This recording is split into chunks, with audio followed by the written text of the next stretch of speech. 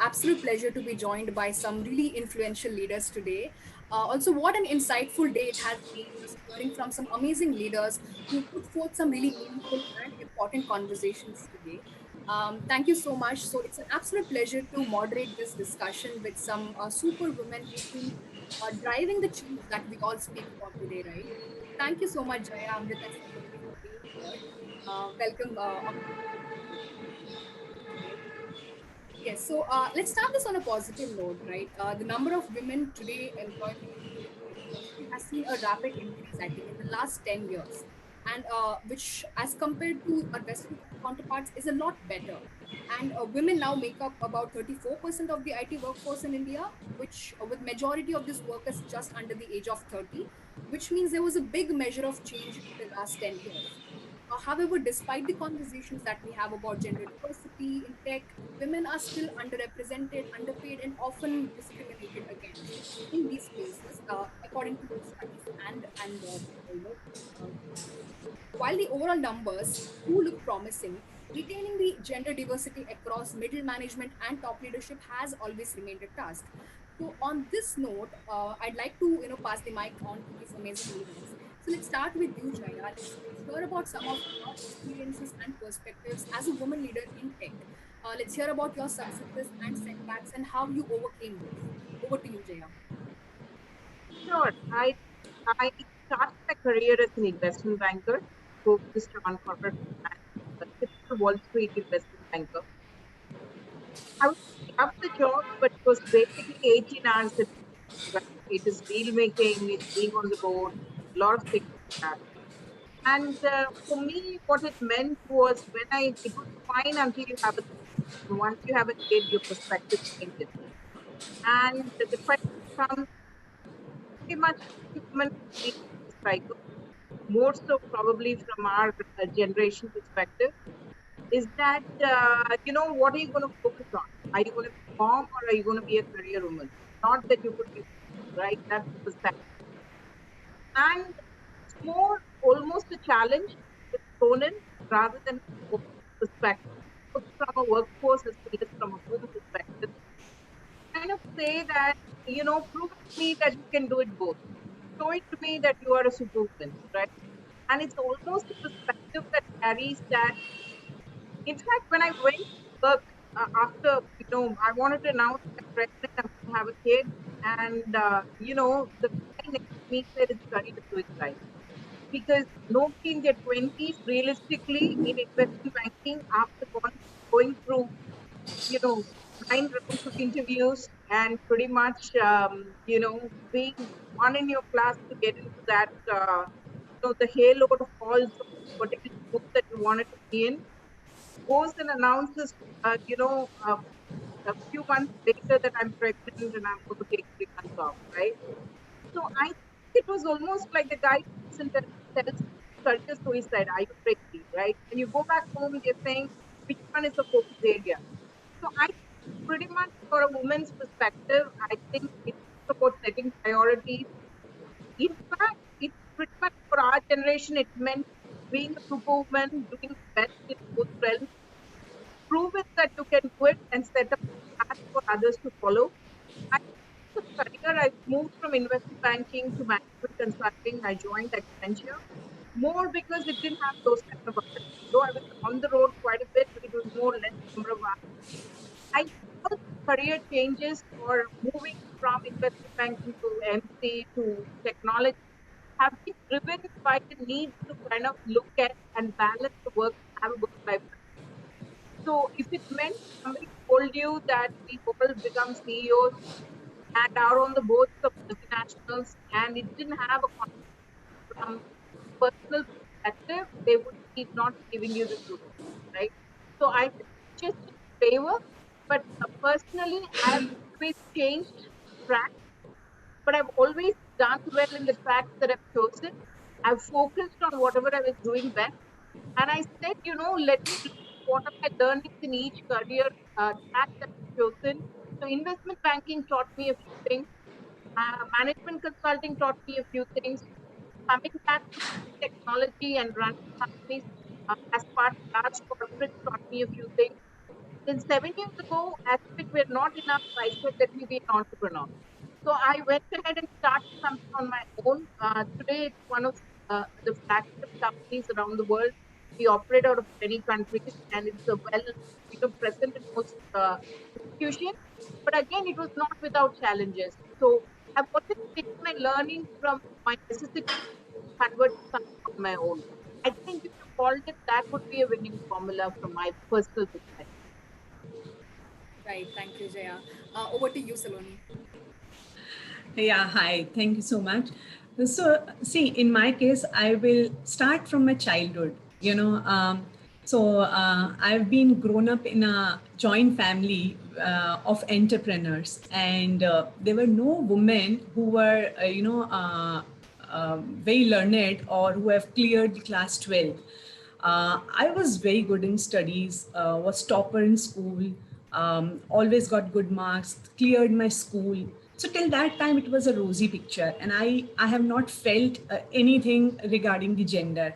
The actual challenges started post my school, and I've realized that being a lady, there are a lot of challenges in my life. It started when I aimed to be, done the engineering, and my parents were not, and there were no engineering college in the town where I belonged to. And my parents were not ready to send me outside. Why? Because I'm a female. Okay, that was the first time in my life when I realized that being a female, there are challenges. So that was the first setback where I have dropped the idea of doing the engineering. Then I wanted to get the admission in a college where I wanted to do my graduation in mathematics and physics. But then again, my grandparents were not allowing me because that college was co-ed college, and they wanted me to put in only a girls' college. But at that time, I fought for my rights. I convinced everyone, and I have taken admission in the college where I wanted to be. I was the topper of the university. I've got the gold medal. Then I've taken admission in the MCA, and that's how that time I realized that this is the first success. Okay, and from there on, the series of success and setbacks has started. Post completion of my college, I've joined the telecom. Telecom, a very dynamic industry. You have to be up and running 24 by 7, 365 days. But those one setback and success in my childhood has taught me two wonderful lessons, which has really helped me to shape up my career when I started my professional journey. The first lesson was that it is not always possible that whatever you think or whatever you want to do, it will happen. So you should always have a plan B ready for yourself. So if I have not got the admission in engineering, I had a plan B for graduation and then post graduation in computer, so I could do whatever I wanted to do. Second lesson which I've learned, that if you want something, you have to fight for that. You have to convince a lot of people, and you have to prove them that you have those kind of potential or competency, which I've done. So these two lessons were very, very useful when I started my professional journey. Because as I said, the telecom was very, very critical industry, and being in technology, you are handling the live customers. Okay, you are handling the billings, you are handling their call signals, everything. You are handling the network. So it was a very, very challenging industry.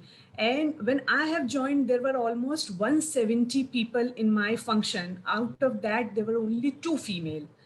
That kind of male dominated function I have seen in the telecom. And just imagine that how will somebody will have trust on these two female competency out of these 170 male. So it was very difficult for me to get good projects in the beginning. Okay, and though I have played multiple roles in the organization, I've got wonderful projects. I've led the team of 15 to 20 people in the initial years of my career. But it did not happen in the day one, because people have not that much of trust on me in the beginning.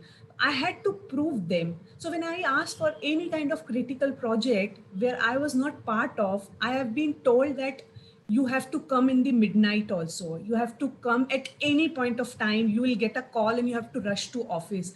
Are you ready? You need to travel, you need to travel extensively. Are you ready for that? And I said, yes, I'm ready. you know I did not thought that what will happen, would I able to manage or not. I did not have any mental block, and I said yes. And then I have been given those kind of critical project. Now I will share a very small instance that one day, in the midnight, there was a outage of one of the very critical system of telecom equipment, and customers billing was impacted. I have to rush to the office in the midnight 1 a.m. And my husband was traveling. My son was 1 year old. I was all alone at the home. Now, in the night, 1 a.m., where do I put my child? So, what I've done, I have taken my child along with me in the office at the night, 1 a.m., and I have started working on my system. There was an outage. I had to be in office for 3 hours. So, I have not thought that what do I do? I've just taken my child and went to the office. And then I've performed the job and we have saved, customer complaints or those kind of things. After that incident, the entire management had so much of confidence on me that no challenges, no setbacks, or no roadblocks can stop me. And that was the time where I have won the confidence of everyone. So and that instances has given me a lot of upcoming projects, and then I have grown step by step in my career, because nobody has thought that this is something which she can't do. Whenever is any project discussion was happening, nobody people have so much of confidence on me that sometime I got priority over a male colleague. And then I have handled multiple projects. I have been part of the merger and acquisition of Vodafone and Idea, wherein we were working on multiple integration projects, merging of application, merging of infrastructure of these two largest telecom. Okay, and I've been involved in all kind of critical projects. So those are those two lessons which I've learned in my childhood, that was very helpful, and that has helped me for the successful journey of my career. Great. Yeah, I think a great insight into male privilege and how women often have to go that extra mile even to prove their basic competency, right? Thank you, Saloni, for that. Over to you, Amrita. Hi, Shri Lakshmi, and very nice to meet you, Jaya and Saloni, and hear your stories. Very inspired. Aditya did introduce me earlier, but I think I'll give a little bit more context so that whatever stories I say later on make sense. So, who am I? I'm Amrita. I head the Emerging Technologies and Innovations Department at SocGen. I'm a mom of a very, very inquisitive 8-year-old whose questions never stop. I think Google will also get tired with her questions. I'm a bookworm who loves books and a cup of coffee and a beanbag. That's all I need in life. I think that's my nirvana state. I'm a tech enthusiast. So anything technology, you want to chat along, I'm there to talk about it. And I am an avid diversity and inclusion advocate. I led DNI initiatives for the last 3 years at SocGen. So that's for who I am. Now, in terms of my career, I know Shri Lakshmi, your question was about successes and setbacks. I think my career in life has been a journey, and I'm constantly growing each day. I'm neither successful nor there are many setbacks. I think each stage is a challenge, and as all techies who are on board would understand, I am WIP. I'm a work in progress. So with that as the baseline, to tell about my background, I grew up in a pretty liberal family in Bhubaneswar, Orissa. And I grew up thinking that anything I would like to do, I can do. Between my brother and I, there was no difference. We were brought up thinking that we are the same. In fact, I most of the times assume that I'm better than him because I was elder than him. And for the larger part of our life, I was taller than him. So I was better than him. But that's a subjective thing. Don't tell that to him if you by chance meet him. But when I entered college, and this is the first time in plus two, so we have a concept of plus two in Orissa, I had taken up statistics, and I entered the class and I see that I'm the only girl in the class of 120 people. So what is the reaction? The reaction is all the guys just vacate the first two rows and then they move back. So I'm there sitting there alone in the first period of the first class of statistics. Now, why is that instance important? It's important because that's been a kind of a theme overall in our career journey with what Jay mentioned and with what Saloni mentioned. I think as women, when you are entering a new journey and every day is the new era, you may be one of the first and you may be alone and maybe alone for a long time. But it's okay. That space starts to get filled up and you start to have more company. And it could be challenging, it could be daunting, but the way you face it and the way you manage it will decide whether you have been successful or not. Now that gets me to the second point. While doing engineering, and I did a mechanical engineering at that. So you can imagine all the questions that I must have gotten. Who does mechanical engineering? As a woman, can you even reach the lathe machine that has to be operated? So, okay, those were the questions that came in. And then after mechanical engineering, why would you want to do an MBA? Who does an MBA? Can women be good techies? There are too many questions that come from the external world. There's a lot of narrative and conditioning that happens. I think Sunita spoke about it in her last session. I think the imposter syndrome session that was going on.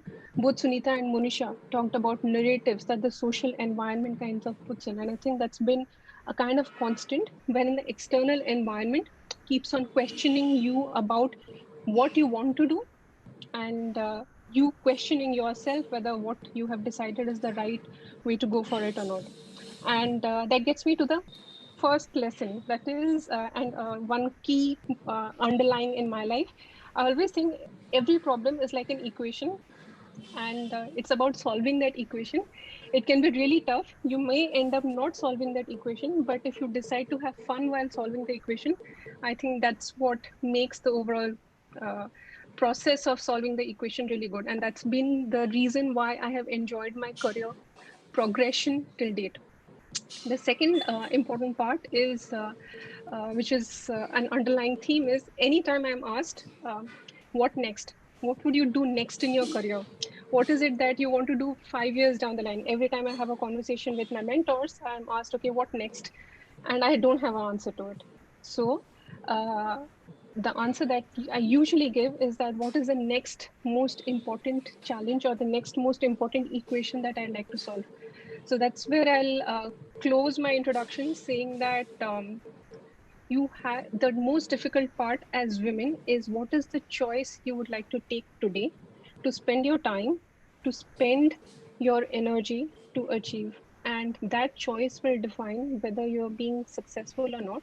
And success needs to be in your own definition, not the narrative of the society at large. Yeah. Thank you. Great, great to hear from you, Amrita. Thank you all. So I think my next question would be, so around 82% women in Indian tech workplace, right? They feel that their voices are unheard, especially considering that tech is such a male-dominated field. And also considering the fact that traditionally most workplaces are designed keeping men at the center. So there is an unconscious bias which often reduces, so instead of looking at women as a potential resource to the company, they're often reduced to the gender and not a sum of their experiences and skills, right? So what would be your approach to this kind of a situation? How would you address this? Let's start with Amrita now. Okay, so before I answer this, there was I'd like to get to all of you a short experiment. This experiment was done in our class at in ISB. This was about organizational behavior, and this is a derived experiment from one of the Harvard Business School case studies. And what was done is that the class was divided into two parts.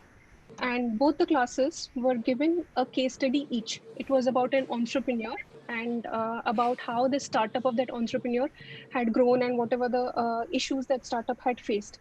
Uh, the both the classes were asked to say that what do you think about the entrepreneur? What are your feedback about the entrepreneur?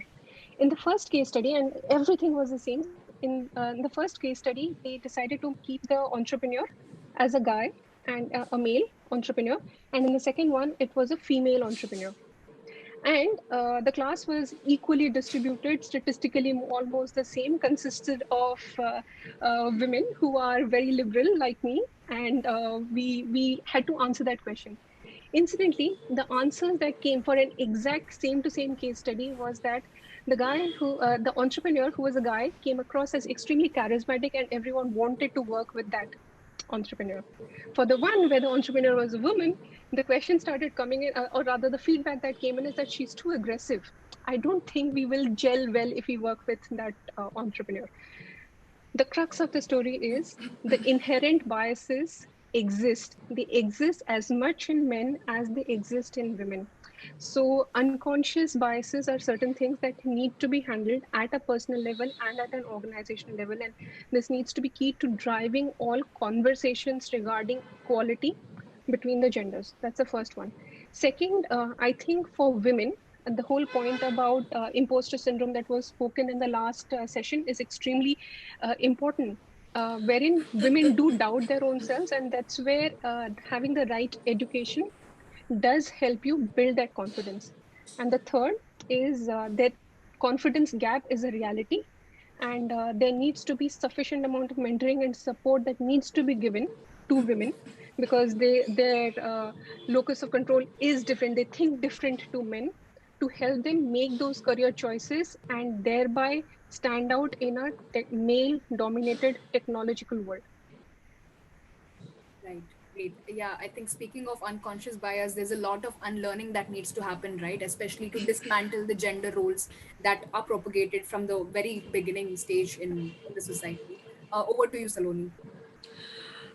See, according to me, there are four areas in which I feel that women should work on. The first one is to create your value. Um, you should have some skill with you that nobody else has, and when you have those kind of skill, okay, when people require anything related to that skill, there's only one person which will come in their mind, and that is you. And that's how you create your value. So when if I am working in my organization, people knows me as a solution provider. If they have any idea, okay, if they want to do any kind of automation, they will come to me because they know they will just discuss with me the business problem or any kind of issues they are facing, and I will tell them that how do we do that. So you should have those skill set for which people should know you. Second thing is setting your priorities. Many a times what happens when a female leaves the office at 6 p.m. or 7 p.m., it is said to be or considered to be like, you are taking the advantage being a female because you have a family who is waiting for you at home. But that perception should not be created. Okay, so you have to set your own priorities. There are times where I need to leave office for 2 hours to attend PTM for my son's school. There are times where I have to drop my son to a birthday party. There are times where I need to take him to the doctor. And then I have to leave office early or I have to take break. But that doesn't mean that impact to my work. And people feel that, I'm not that, competent, or I'm not. So if I'm taking those kind of breaks, I have to make sure that my work doesn't get compromised. I'm known in my organization that people can get a mail from my mail ID in the night 2 a.m. or 3 a.m. because if my work is pending, it doesn't matter what time, and especially in technology field, it doesn't matter what time you are completing it. So second is set your priorities so that nobody feels that you are taking the advantage. Third is own your success.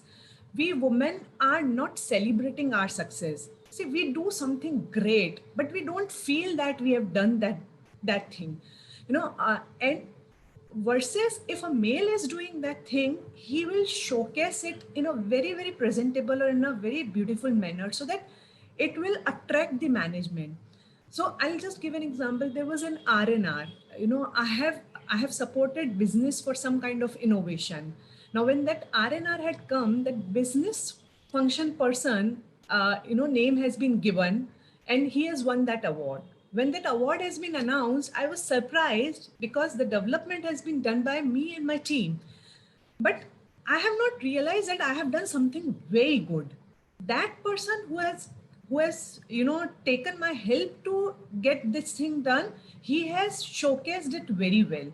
So this is the third thing wherein we need to own our success. And the fourth thing is communication.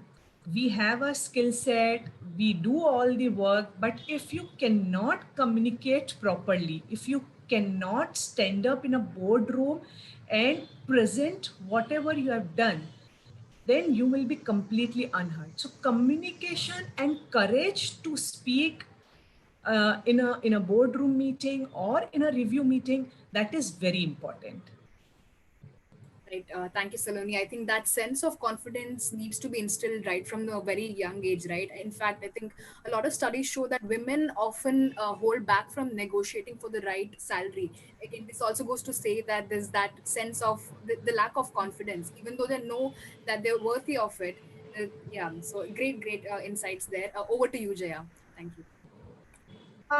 As I'm going towards the end, I'm going to say all of the above, but I will probably add some of the factors as well.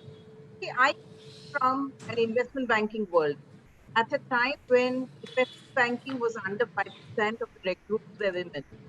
So coming from that in cutthroat, I mean, from a Wall Street perspective, where it is highly competitive and very, very demanding, both in terms of your ability and presence of mind, reaction time, your working hours, and pretty much everything.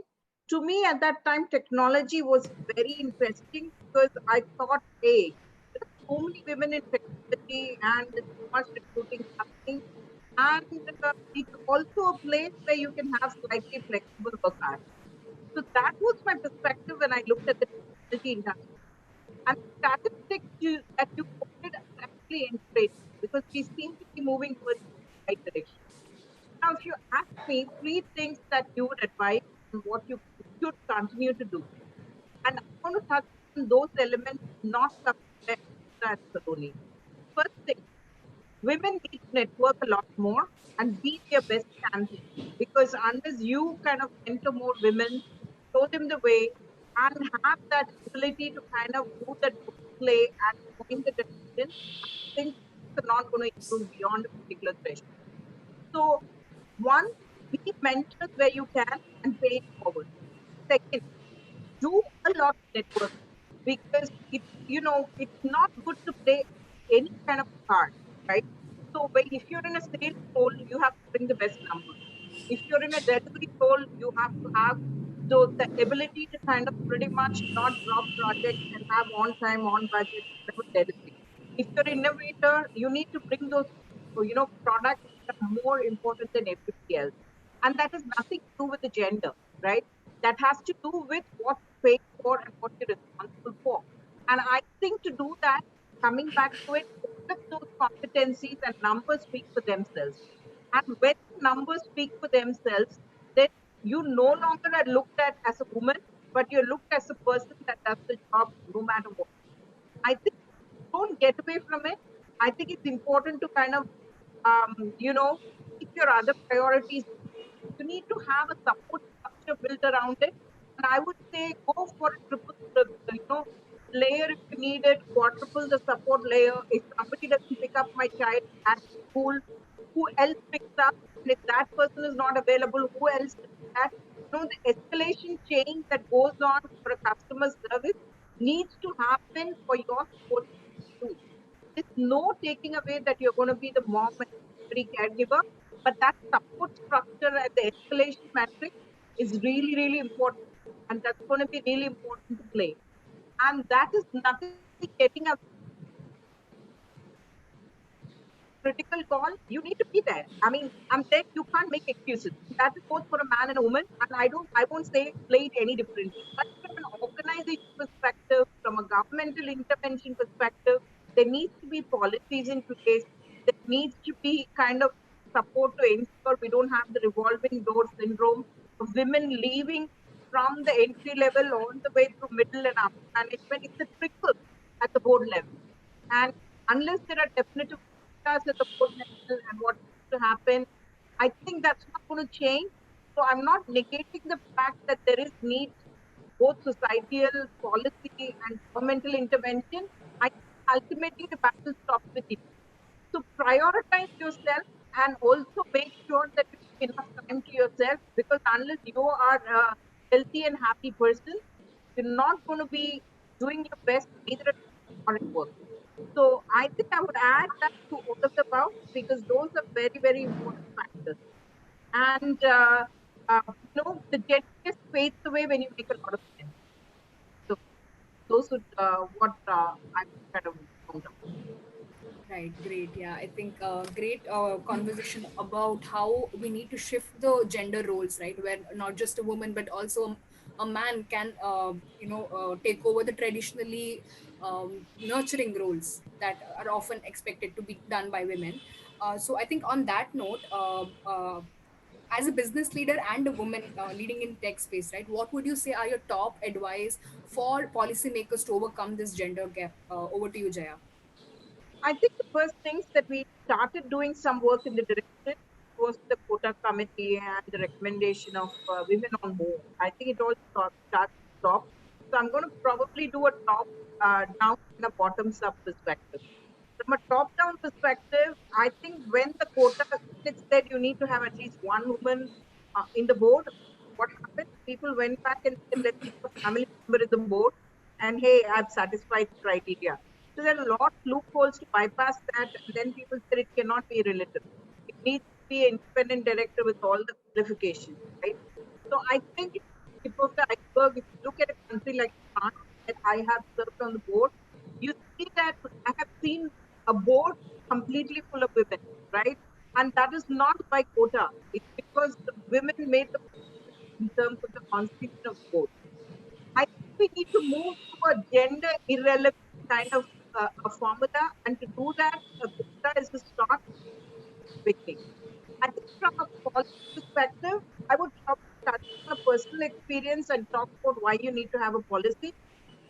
For instance, in investment banking, when I was entitled to take 3 months off, this was in the US, go have a child and come back. Pretty much most people were saying you're not eligible for a bonus that year because you've been out for 3 months. And there was nowhere it was written that if you're on mat leave, you don't qualify for the bonus, because I've already put in 10 months, 12 months required, uh, you know, being eligible for a bonus.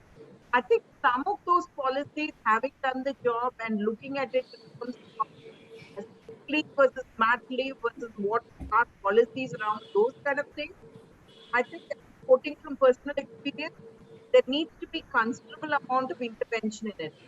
Then that is all talking about the mid to the higher range of what needs to happen. But from an entry level, I think it's more in terms of what policies do you have in place. Do you have your sexual harassment policy in? Do you have all the sanity checks that's needed? And if a corporate is larger than a particular number, do you have daycare facilities that you're providing for?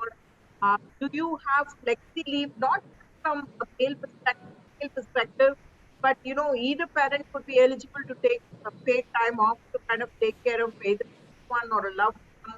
You don't have children, maybe it's an older person. I think all that framework around it is very relevant and important. Keep talking about this expectation of mine, but I just want to make sure that we are three of us, and I'm sure Saloni and Amrita are going to cover some. If not, I'll come back and complete that. Thank you. Yeah, great point about gender relevance. I think the goal is to one day be able to just call leaders of any role, of any position, just as a leader and not have it followed by the person's gender, right? Yeah, the challenges are quite different. I'm not negating it. I come from a fairly liberal family to kind of like Saloni and Amrita. suddenly realized one day that, I'm a woman, I'm totally different. Because until I was in 12th grade, I didn't know that. I thought I was like anybody else. I would put my hand up, elocution, show, going whatever interstate, state, I was all there. And then when I joined an engineering college and I was only one of the one person in the class, I realized, yeah, I probably am different. And then it just the difference got more and more stark. At some point, I didn't realize. I was completely okay with having a room full of men. I wouldn't even know the difference. So I think that, that start area of, oh, am I different or I'm no different? It just happens over years.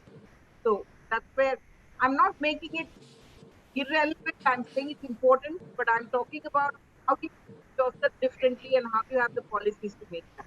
Right, right, great. Yes, over to you, Saloni. Okay. See, according to me, the first one is intentional hiring. Okay. So when we talk about the diversity, then we have to be very specific that for that particular role we need only a woman, and the same message should go to all the functional heads. So when you have this kind of target to have only diversity in your team, then you are bound to hire a female only. And specific to the functions like technology and sales, where we don't have many female, okay, if we give this kind of target to the functional head, then they will not think that a sales kind of job will be done by only male, it cannot be done by female. So that mental block of the manager of the or the functional head has to be broken. So the first one is the intentional hiring. In my organization, this kind of target has been given to all the functional heads, and a position will be vacant for a long time, maybe 2 months, 3 months, 4 months, and a manager will insist HR to fill up this position with a male candidate because they are not getting any female. But the HR will not allow. They will keep insisting that you hire a woman. So that intentional hiring for a woman candidate has to be in the organization. Second is a culture, a very safe and secure culture where a woman can work very happily. When I talk about the culture, I'll just give an example. Like in Vodafone, we have a lot of female who are working in field, who are into the sales and distribution function. When these kind of females are in field, it's a very basic problem which we have identified that many times they are in the rural area, and for the biological need, if they want to use the washroom, where will this female will go? Okay, and that was the problem which has been come out in one of the town halls. And then our organization realized that it's not a simple problem. For 6 hours, 8 hours you are in the field, you are in the market. So what steps the organization has taken, that they have tied up the surrounding shops or surrounding restaurants or hotels where the washrooms were available. Okay, and we have developed an app. So if you are in a market, okay, if you are at the retailer shop, and if you want to use a washroom, you can find out that which is the nearest washroom which is available for me. So those kind of interventions, organization has to be very mindful that if a female is working in the organization, and if you're hiring a female for this kind of role, be it in a network, so if you're working in a tower, the same kind of situation is there. So be it in sales or be in technology, you are always in the field. I'm talking about the entry level female. Okay, so these kind of policies has to be there. Second, when you have the female, okay, you have to nurture a talent. You have to make her ready for the next step. And for that, what are you going to do? As a manager, what are you going to do? As an organization, what are you going to do? So there has to be trainings, there has to be IDPs, individual development program for those kind of females to make them ready for the next step. Third thing is, like, we train female for biasness or unconscious biasness kind of thing, but we often see that it comes from a male. So a female is trained, but we need to train the male also, okay, that if they are having a female member in their team, or if they are reporting to a female member, okay, then how do they behave? Okay, so those kind of unconscious biasness training organization need to provide to the male counterparts. The fourth one is, we should have good policies. Good policies, Jaya has also spoken about the flexi working hours. And policies, majority of the female, just drop the idea and doesn't get ahead in their career post their, motherhood phase. So, how do you ensure when a female is going for the maternity leave and coming back, which the kind of environment a female is getting? Lot of thing depends, and at that time, it's kind of a make and break kind of stage. Either you are growing or working, or otherwise you decide that you are not able to handle this situation, and then you leave your job. Okay, those kind of policies has to be there. Maybe it's a flexible policy, maybe so we have now we have 6 months maternity leaves. Once after that, when a female is joining, there has to be flexible hours. So it's not only the half day kind of policy. Maybe you can choose whatever hours you are working. In fact, in my organization, if there's a very good policy which has been introduced around 2-3 years back, wherein if you need to travel, okay, if you are going and if you have a child whose age is less than 2 years, then you can take your child along with your official trip, along with a nanny or your husband or your mother or mother-in-law, who will take care of the child when you are traveling. So this kind of policies, if this kind of policies are on place, then a woman will never feel that I need to leave the job, or I'm not able to handle the situation. They will always get the encouraging environment. So these are something from my side. Over to you, Amrita. Thank you, Saloni. I was actually really impressed with both the inclusion policies around the restroom and the support for travel along with the child. Very impressive on that. Kudos to Vodafone. In relation to the policies, I think one of the most important factors is that diversity and inclusion needs to be a very core strategy for the organization at Societe Generale. It is something that is driven CEO down. So the whole management is very supportive, and they are advocates to the diversity and inclusion policy. And one of the key changes that we did over the last around 3 years back is we stopped calling it women equality. We started calling it gender equality, because what we are trying to address here is the bias that does not exist only in women. It's not about a victim syndrome over here, but it is about the biases that exist in both men and women. So we've had unconscious bias surveys that have been done. There have been multiple focus group conversations that have happened with both men, women, mixed gender groups, to understand what are the key issues that they are facing, and basis that multiple policy changes have been put into place.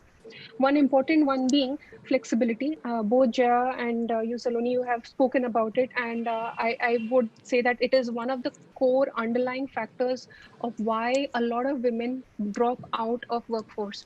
And specifically in technology, with the timeline stretching and the onshore support that needs to be given, a lot of women are not able to handle it. But with the flexible policies that are coming in, or flexi hour timing, whenever they like to log in, it became better. We still faced a small challenge at that time, that managers still wanted to have a micromanagement control around it. But thanks to the pandemic, everyone is used to working from home now. So good for the women over there. The second is pipeline. I think women at the leadership level in technology, and as such in women in leadership, is pretty low, and that's a pipeline problem which needs to be worked on. It is to be worked along with the upskilling and reskilling that can be done. Women as such, psychologically and physiologically, are very good at adapting new skills, and which is a good news, because technology also is changing rapidly. So we are in the best possible place as of now. So that is one: upskilling, reskilling, and the pipeline control. The third one, which is very key for women, is that because most women do not negotiate well, they have a career break most of the times. their salaries are usually lesser, and we have seen that in our studies also, than their male counterparts. And this is something that a organization cannot correct at a go. But there is a lot of impetus that we are trying to give to ensure that there is a pay parity across job levels. So it is not about the individuals, but about that particular job where the pay scale needs to be the same, whether you are a man or a woman. Again, this is work in progress, and overall across all organizations, I believe this problem is quite persistent and it's work in progress. The last one is on maternity policies, and on the maternity policies, what is the kind of support we need to give to the women who have gone on a maternity to help them be connected to the organization, and so that they come back to work. It is very easy for women to get, you know, trapped in that mindset that I can either be a mom or I can work. And that's something, Jaya, I think you spoke about initially when you started your conversation. But it's a part of your overall identity, and you can be both. And you can have multiple identities that you are which make you as a person, and that's something that we are trying to promote as a core cultural value of Sogjen. That is, come to the office and bring your whole self to work, your whole identity. You're a mom, you are a techie, whosoever you are able to get all of that. And we try to give you that support so that you are able to function at an equity, not an equality. We do not believe in equality, we believe in equity. Equity is equal to, you get exactly how much that will help you perform. For some person it will be that, and for some person it will be at that, but you get that much of support so that you are all able to perform at par and to the best potential that you have. So that's what is from the policy standpoint that we are working at Sogchen on diversity and inclusion, and particularly for women in gender diversity. Right, great nuanced perspectives from all of you. I think since we're strapped for time, I'd like to ask one such word of advice, one line of advice that you would want to give your former self who was just about to set off their career. We'll start with Amrita. Okay, so I'll give myself two advices. One, uh, never believe that you can be a superwoman. Never. And never, I mean, stay away from people who call you a supermom. Okay, so that's an advice that I'll give. You can never be a super mom, or you can never be a superwoman. The only thing that you can have is a super support system. So try to be that manager who has an amazing super support system at office, at work, with friends, so that you stay sane. And that if you manage that, that's it.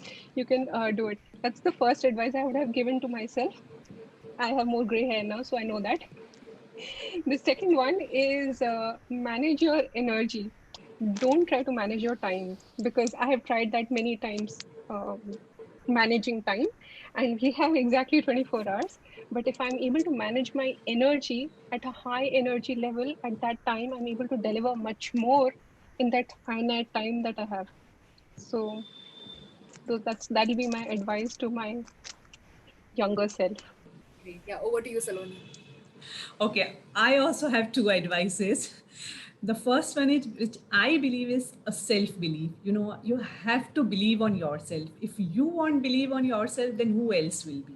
Okay, remove all the mental blocks you have in your mind. Okay, take all the challenges. If somebody is throwing a challenge, don't think, accept the challenge and then find out that how do you make it. Okay, at first instant, if we think yes, it is possible, not possible, permutation, combination, then you might take a step back. But if you just do it, if you feel that yes, you can do it, you have that much of confidence, and just take that, and then work for the favorable situation. So that is number one. The second one is invest in yourself. Many a times it happens, and it happened with me as well. So there's a saying that what takes you here will not take you further. So in technology, the technology is an area which keeps changing, and we have to upgrade ourselves always. 10 years back, who knew that AI will come or RPA or cloud will come? or security. This pandemic has put a lot of focus on the security area. Okay, so we have to invest in ourselves, maybe having more certification, more courses, equipped ourselves with some kind of management courses. So we have to sharpen a skill always. So these are the two messages which I want to give the younger ones. Great. Yeah. Over to you, Jaya.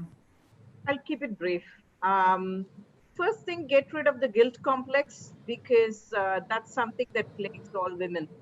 You go to work thinking you're not doing your best at home, and vice versa. So get rid of the guilt complex, and then you'll do really well.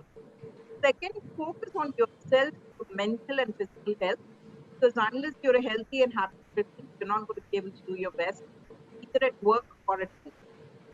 So that was my brief. Okay, great. Really powerful words from all of you. It has been an absolute pleasure hearing from you and learning from you. I think with that, we come to an end. Thanks a lot, Jaya, Amrita, and Saloni, for being with us today. An absolute pleasure hearing from you.